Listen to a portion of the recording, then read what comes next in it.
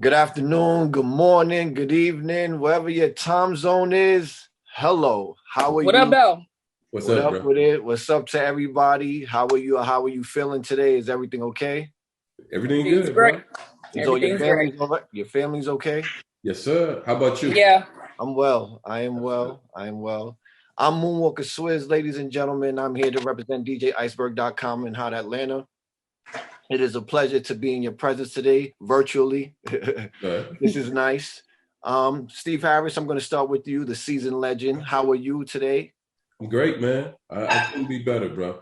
Couldn't be All better. right. Now, granted, you've played a lot of police officer, government official roles, and Yeah. that's okay.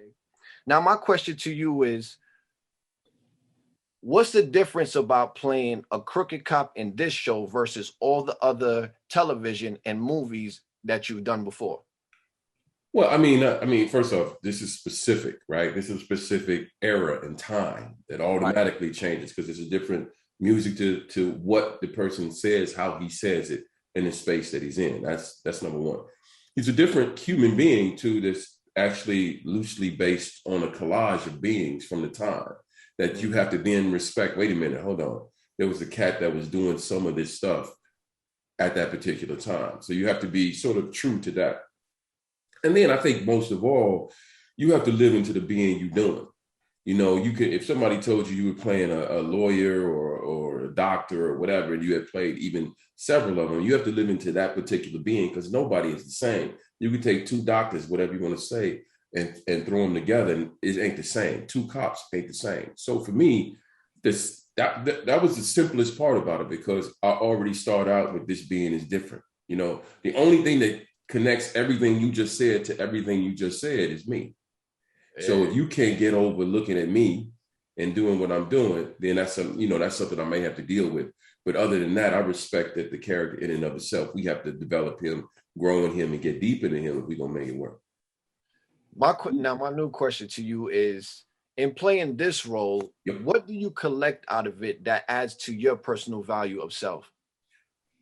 Well, I mean, you know, my guy's an interesting guy, because ultimately the way I feel about it, to be perfectly honest, is that here's a dude that's been able to figure out a way. He discovered a way for him to get the best out of what he's doing in life, right? So if that meant a little dirt over here, a little dirt over here, but there's lines he won't cross.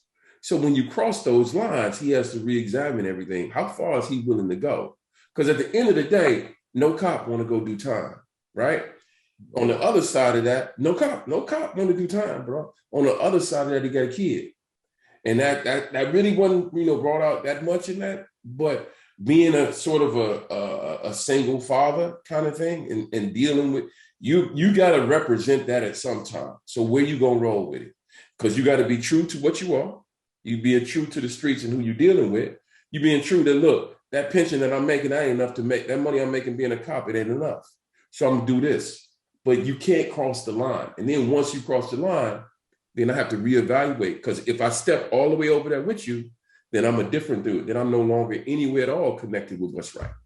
Okay. And so for me, that's how I had to play with it. Thank you, Mr. Harris, for your time. Continue to be the legend that you are. Continue to make great film. Miss Appreciate you, bro. Kashdoll, how are you? I'm good. How you doing? I am well. I am well. Beautiful face in this morning. Yes, I like that. Um, Thank you. for you, how is it to evolve to this level in your artistry as an actor? It's amazing. It's amazing just to even, challenge myself to put myself in a 80s period of time, something that I wasn't living. So it was a task.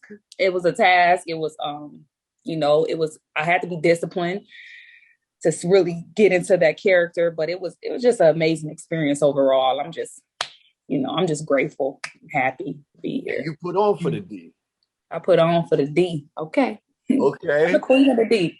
Okay. So now to be a part of a monumental show like this, like where do you see your legacy in Detroit, in the state of Michigan now? How do you see yourself now? Because I believe this will take everything you're doing to a whole new level, like visually, musically?